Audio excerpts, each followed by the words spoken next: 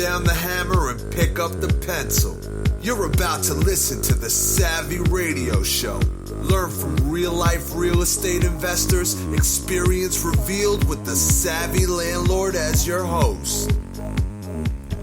Ladies and gentlemen, boys and girls around the world, we are back with Miss Maria, landlord, connoisseur, reads every detail of laws to help landlords around the world. And we got cut off there because we're using the Jenka-Link recorder. My real recorder broke. I don't know why. Satan is trying for us not to get this information out there. But Maria and I were just chatting about, what if we do need to do an eviction? What's the process? What's our legal standing? What can we do? What power do we have as a landlord? Well, the forms in the county courts currently say how much rent is past due, and that's the means by which a landlord gets possession. But you cannot sue for an eviction based on past due rent now. The CDC order, which is in effect, did allow other ways, and they said you can file for an eviction because of damages, because of a violation of building code or a health organization, because it threatened the health or safety of other residents, because someone was engaging in criminal activity, or if you find someone that has a felony that they have been convicted of since they moved in. You can also file for an eviction if the lease is ended or based on lease violations. Okay, so this all goes under the CDC Act? Or the CDC? Everything except the lease is ended, which is just standard. But that still would be a lease violation if it's ended.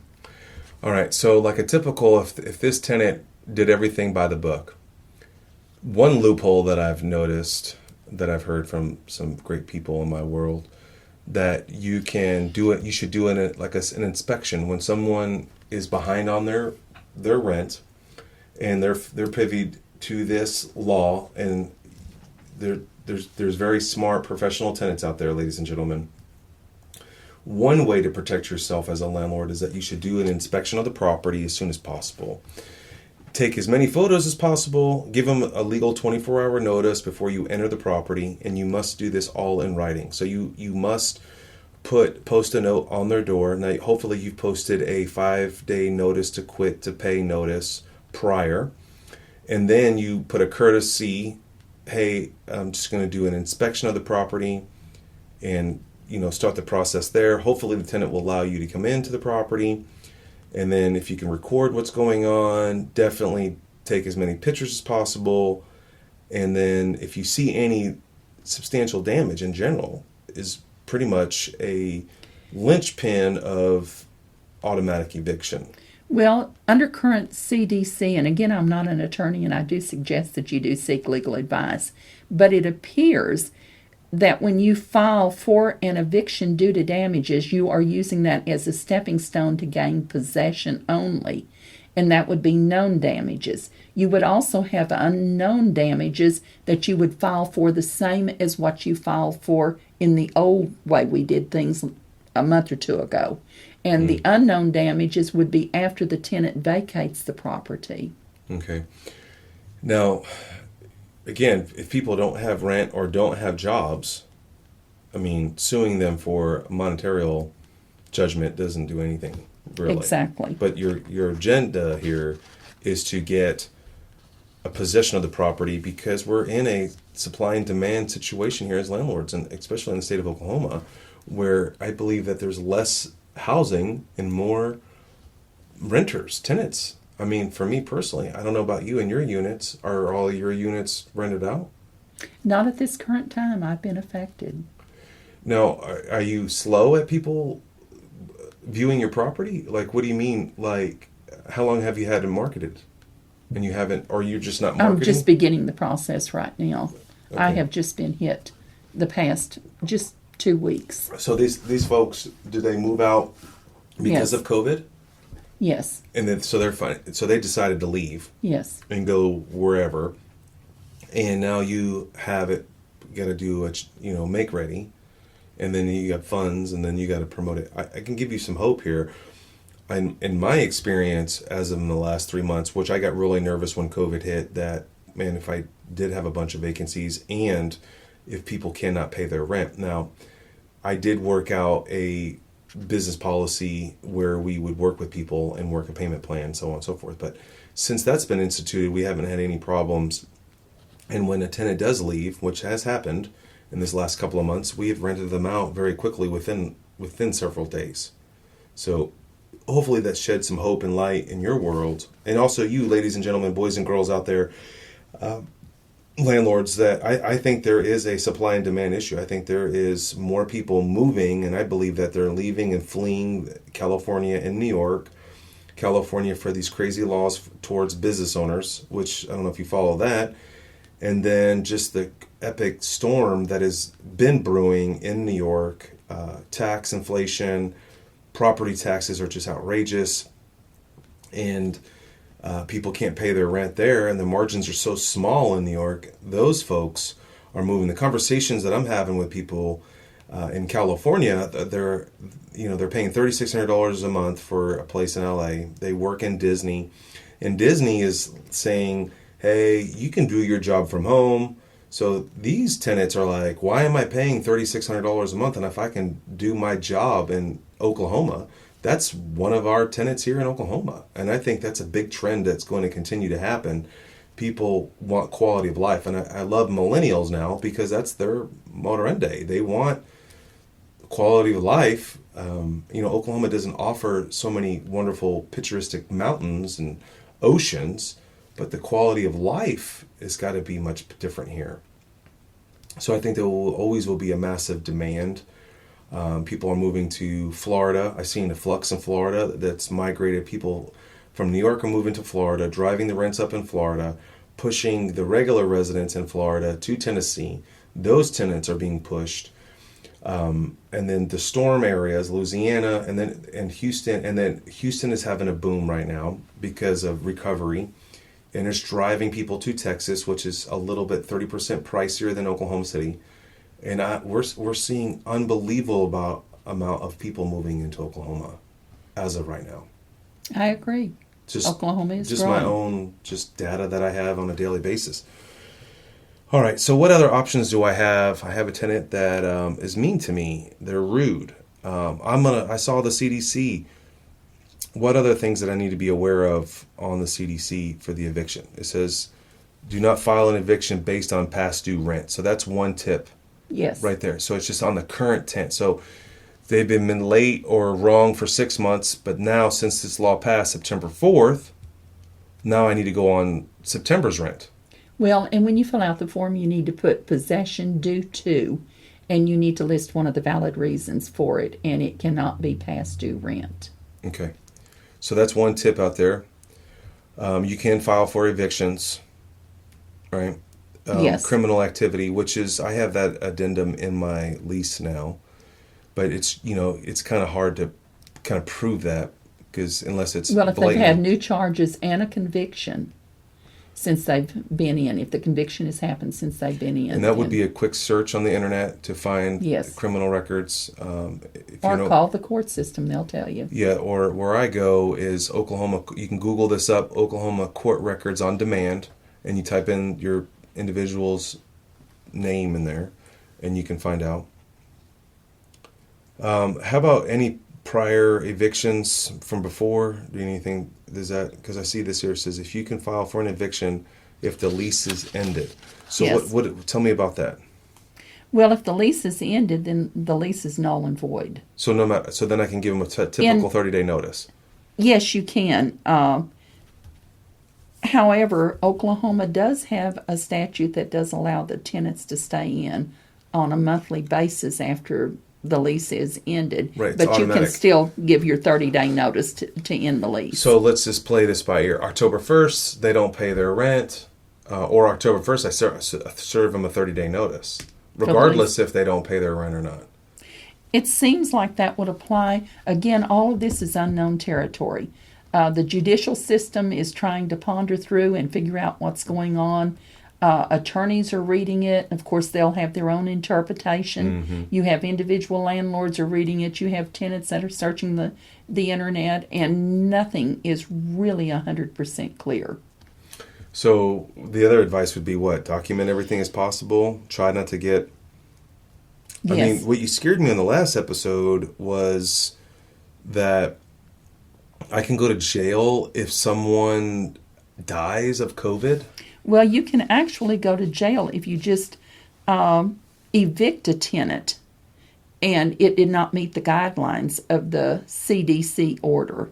And they can fine you $100,000 and or 1 year in jail. But if there's a death that they feel like is involved because someone moved in, for instance, into a homeless shelter and wound up with COVID, or they moved in with another family member that had COVID, with a death, the penalties are increased to $200,000, $250,000 in some instances, and in some instances $500,000. And in some instances, they allow the U.S. Department of Justice to actually pursue criminal. And this is nationwide. This is not just This is nationwide. It affects everybody in the United States. See, I wonder, do you have any data on where this came from, like, and what wrote this? And I know that we've had conversations and it's like, you know, what authority and whose signature is on these documents? I know it was a presidential order, but how did they get authority in, you know, and why didn't we vote on this or something? I mean, I thought we were a democratic nation. It's actually signed, and I could find the paperwork, but it's doing a lot of rattling. But it is actually signed by the head of the CDC. And I can't remember what the lady's name is. Okay. So, what else do I need to know? Well, like I said, there is help that is available. Okay. Possibly for everyone, and possibly just for certain people. Possibly just until the funding runs out. Again, these are all unknowns, but there is help that is available. Tenants can apply at okcommunitycares.org, or they can call 211 for help. However, it is capped at $3,600 per household. Okay. And then the landlord should have an agreement with the tenant about payments in writing. Would that help the landlord? Yes, it would help the landlord. Now, the tenants are required by law to pay as much as they can. Now, this is just simply stated, but to pay as much as they can monthly. But there is no guidelines. There's No percentage. There's no nothing except the tenant's word of honor. You know, when this first happened in March, my team, we got down and wrote a whole policy and procedure, and we do it based on a percentage basis. Basically, we took 20% off the rent and carried it back and deferred it, and just tacked it on later and spread it over the 12-month period, just to help people if they got into this situation. So the government potentially has a funding of $3,600 per home that is needing assistance, and that would be called... It's capped at, so it could go up to $3,600. Okay. So the court is also giving all tenants a declaration form. What is a declaration form? The declaration form is a list of things that they have to check on. They have to certify that they make no more than $99,000 for one person or $198,000 for a joint return.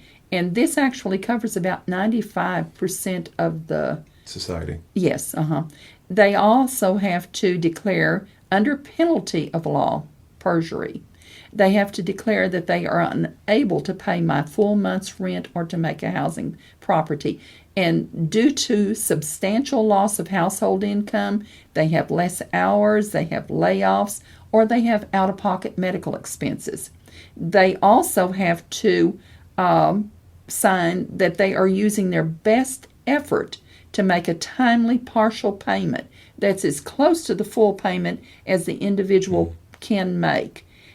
And then one other thing that they have to sign, they have to say that they will still pay rent or make their housing payment, and they understand this does not relieve them of the obligations, that it will come due at some point in time. And they have to sign that they understand that this is just in effect through December the 31st of 2020, which, as we said, January the 1st is the day that you pay the piper. But this is a self-affidavit with no confirmation that any of this exists. So you can hold this up later when you sue the person, I guess, or down the line. I mean, or it's just a step in the gut. I mean, it sounds great. I mean, honestly, it's like an agreement.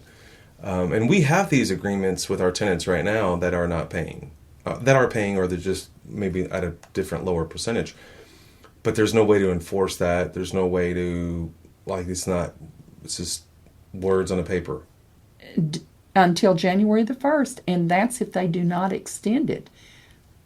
But they also could walk out of the house, and then I'm stuck like Chuck, and I still have to pay my mortgage payment, and I still have to pay taxes, property taxes. Or they could lose what little bit of income that they have coming in and go down to zero income and still maintain living in the same place. So, I mean, without paying utilities or rent. I'm just so frustrated. I mean, and I feel sorry. I'm of people losing their rent. I've just seen all kinds of scenarios where people are still having PlayStation 5s and cable TV and partying but not paying their rent. And then there's elderly people that are really need assistance, that have worked their whole life and served this country with Social Security tax, and they're barely getting that number, and they can't survive. I just don't. I want to be helpful to all people, but I'm like, at the same time, I'm like, there's no real checks and balances here.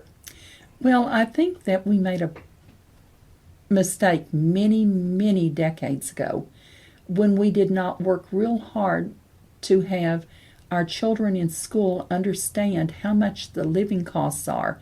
How many quarts of oil does it take to change the motor, and how much will that cost in labor and parts, and how often do you have to do it? How much do you pay in groceries each week if you have a family of 4? How much will your rent be? How much will you have to make per hour working how many hours in order to afford to live? We have not taught that basis, nor have we taught savings. Yes. And when we failed to do that, then we failed our future Americans. And we're now at the crossroads where we're having to face our past.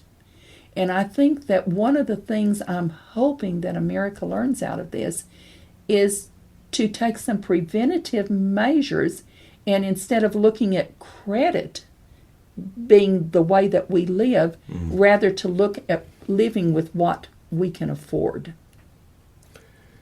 And there's people that just don't want to. They don't want to accept that. They just, think. Well, if you're used to free.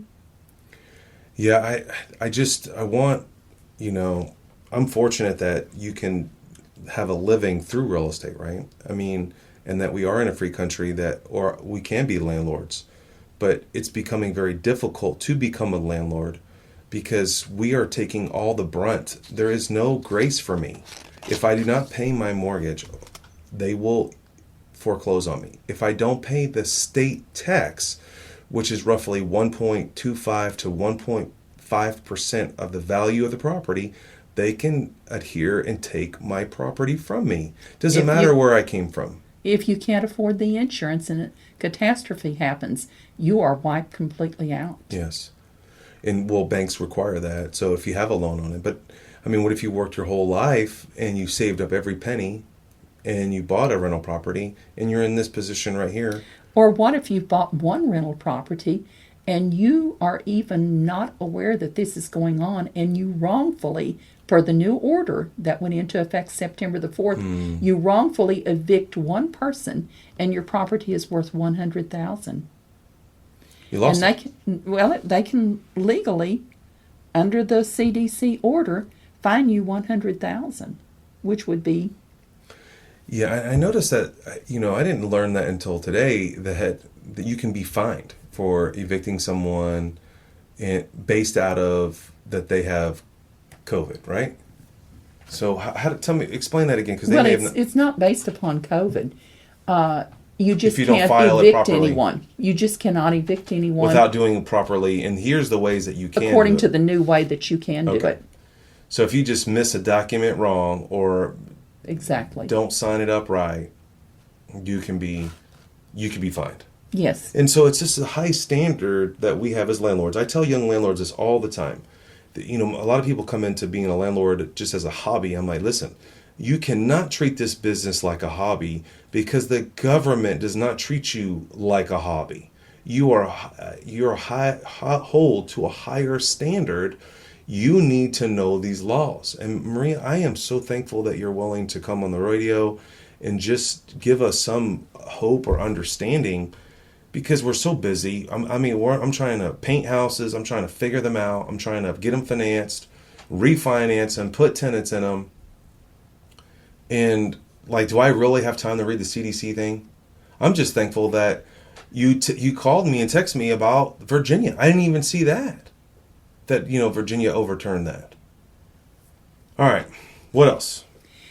The point is that landlords are set up to fail right now if they don't have the income coming in. Tenants are set up to fail because come January the 1st, they could have 5 months of rent due, just in one day in a 24-hour period. The difference between December the 31st and January the 1st. And we don't know that the funding is 100% guaranteed. We don't know if it's there. And really, regardless of how you look at the situation, at some point in time, we, the taxpayers in the United States, will have to pay for this whole COVID thing. And it is, we don't even have an idea what the cost is. What I'm worried about, the conversation that we had a couple of days ago, is that we're just pushing this on to other industries. Oil industry is not going well. These things happen. Then they're putting it on the backs of landlords. And the backs of landlords, it goes on to the utility company. People are not paying their utilities. It's going to be due. They're going to be shutting off power.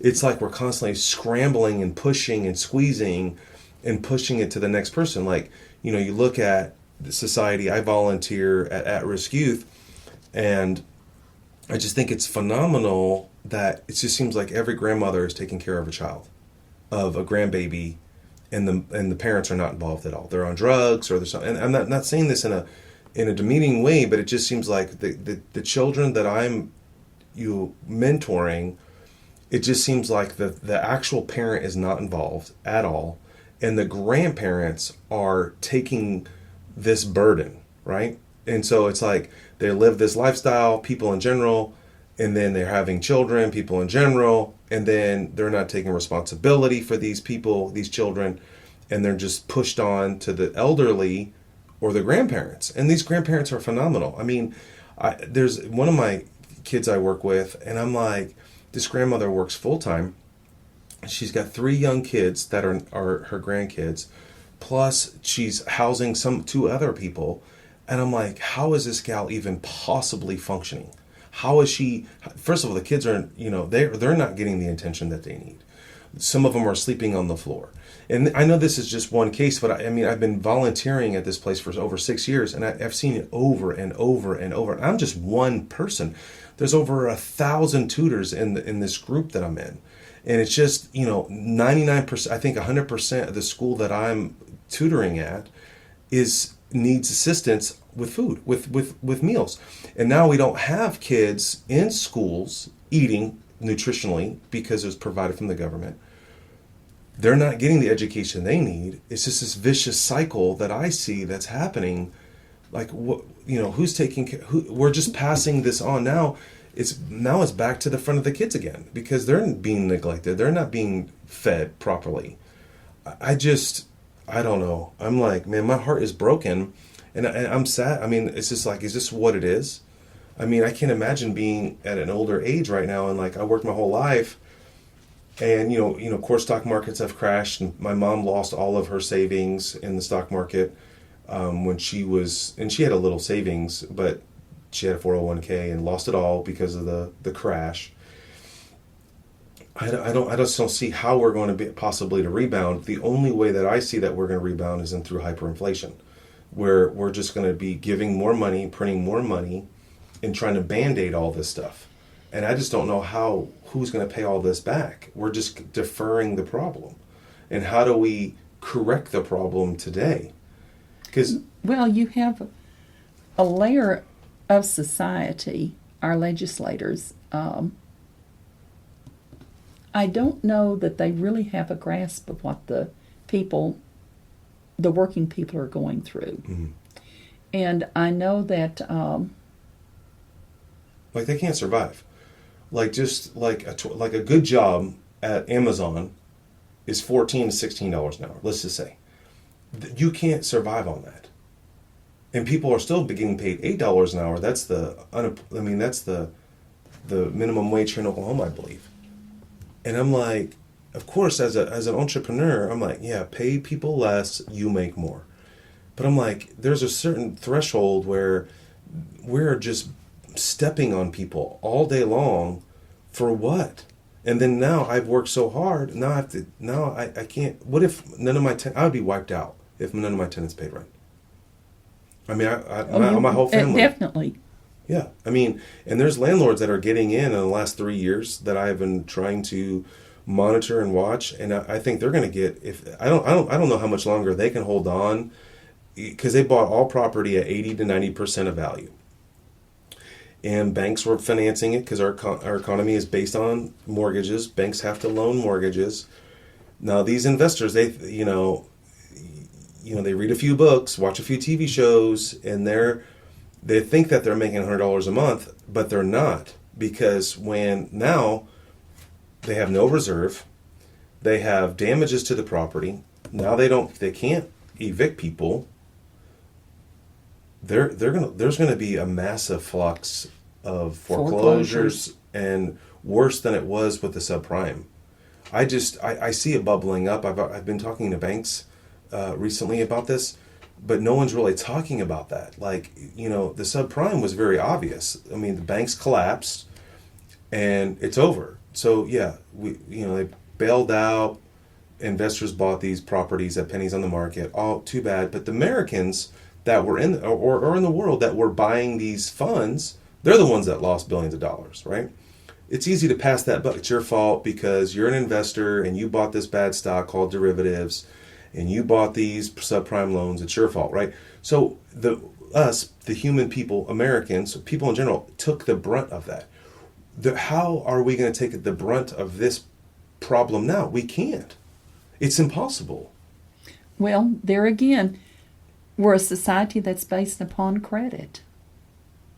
And then we have so many people that are on government aid that are not working. Mm-hmm. And it's really crippling us. But if we could begin, and it would be just small steps at a time, but if we could start with our school system and actually work with the children so that they learn to set aside savings. And if we could become back where we once were, because we were almost a cash-based society at one time. In the 70s. Yes, most definitely. When Nixon took us off the gold reserve. You had tons of people that owned their own house. I mean, it was paid for. Not just own it with a mortgage, but it was paid for. And we have to get back to that, because then we have some money and we have reserves and we can weather a crisis. But when we have no savings, when we have no reserve, we cannot weather a crisis. And this is where we're at now. Yeah, I love your heart, Maria, about educating people. I mean, I'm a coach. I write books. I have a comic book. I mean, I spent thousands. People have no idea that I take losses to release a comic book just to give people hope that they can do it. I think a lot of people now don't even have hope that it's possible. There is something that I would like to add. As far as the tenants are concerned, there are a lot of churches that are hosting food banks, and you actually drive through and they will fill your car up with food. Another thing that a lot of people do not realize is 211 has so many different resources and help that's available. So just on your cell phone, dial 211. Right. And then get in touch with the churches in your community and see if they are hosting a food bank or know of someone that is. And sometimes you can go in and collect even 2 weeks worth of food at one time. Right. And also, I just want to be available to whoever hears this, that if you're struggling and you don't know why, I mean, I will help you and teach you how to make money. I mean, I have a class going right now where I'm teaching people how to flip things on Facebook and how to buy an item for low and sell it for high and make a percentage. You know, I think that there's, you know, we don't have marriage school. We have all that. We have this machine. We go through high school and we kick them out. Go to work for me, work for the smart people, work for the blank people.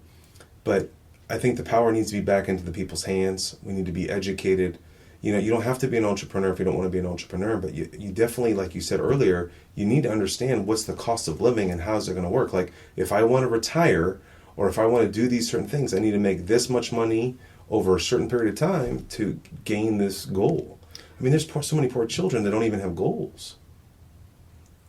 So I want to be available. If you message, you can find me on Facebook or through savvyinvestors.com.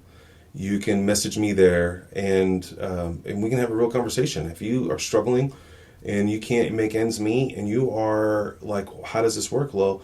I will teach you how to make money. I mean, you can provide a service for someone else and they will be willing to pay. And I think those industries will never die.